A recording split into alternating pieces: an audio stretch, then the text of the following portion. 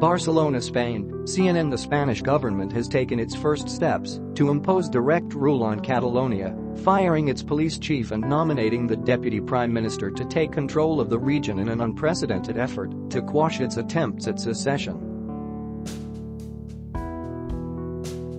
A day after the Catalan parliament defied Madrid and voted for a unilateral declaration of independence, Spanish Prime Minister Mariano Rajoy issued a decree that confirmed the sacking of Josep Lluís Trapero, head of the regional police force, the Mossos d'Esquadra. Trapero already faced charges of sedition over his force's actions in the run-up to Catalonia's banned October 1 independence referendum. The Director General of the Catalan police, Pere Soler, was also dismissed. On Friday, Rajoy dismissed Catalonia's president and cabinet, dissolved its parliament and called new elections for December 21 as part of a drastic package of measures to seize control of the renegade administration in Barcelona. Rajoy appointed as deputy prime minister Soraya Sáenz de Santamaría to take charge of Catalonia's government. It remains unclear how the Spanish government will enforce the measures announced by Rajoy.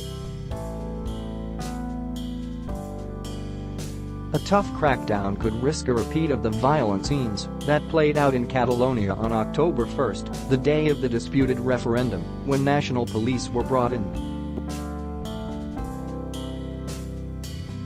Much also depends on whether Catalonia's deposed leaders give up their power willingly and whether the thousands of civil servants in the region carry out orders issued by Madrid. In a televised address Saturday, dismissed Catalan President Carles Puigdemont appealed for Catalan citizens to remain peaceful and use democratic opposition to advance their cause. Let's move forward with the only winning attitude, without violence, insults, in a very inclusive way, respecting opinions and symbols and protests by other people who are against what the parliamentary majority decided, he said. I ask you to have patience, perseverance and perspective. The best way to defend the point we have reached now is the democratic opposition to Article 155, he added, referring to the constitutional provision which allowed Madrid to impose direct rule. Catalan police remain neutral. The Catalan police prefecture circulated a letter internally asking the Mossos to remain neutral as events unfold. We must remember that in each and every one of our interventions, we are acting as representatives of the institution we serve, and not as individuals. Consequently, the principle of neutrality must always be upheld, said the letter, whose authenticity was confirmed to CNN by the Mossos. If demonstrations bring those with opposing views into conflict, the force's responsibility is to guarantee everyone's safety and to prevent any incidents from happening, the letter said, adding that mediation was the best tool. Protesters with Catalan separatist flags celebrate in Barcelona on Friday. In a separate internal document, whose authenticity was also confirmed to CNN by the Mossos, Soler said the Catalan police force was being treated in an extraordinarily unjust manner. Soler said the Catalan police were being falsely accused of a lack of preparation ahead of the controversial referendum, adding that the actions of the Mossos officers were more efficient without injuring anyone in any case. In another letter circulated within Mossos, which confirmed its authenticity, Trapero spoke of his sadness over his dismissal, but called on the force to go on doing its job. You have to keep on building the future.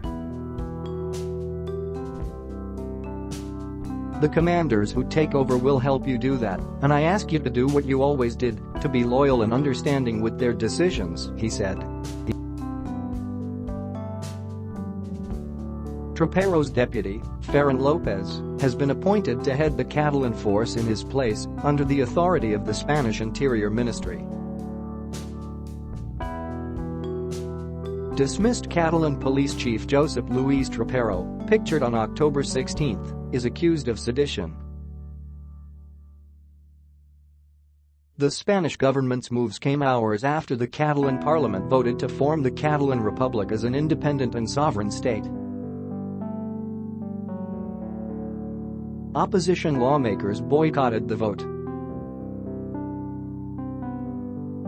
There were wild celebrations in the streets of Barcelona, the regional capital, by those who back secession on Friday night.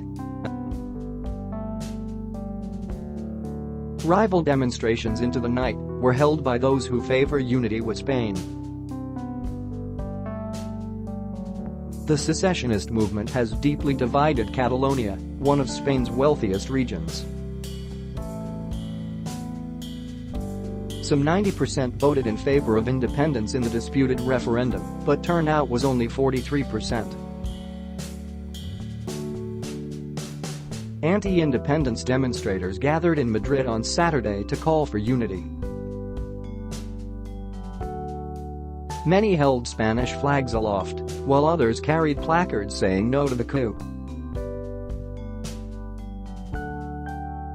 or calling for Puigdemont to go to prison.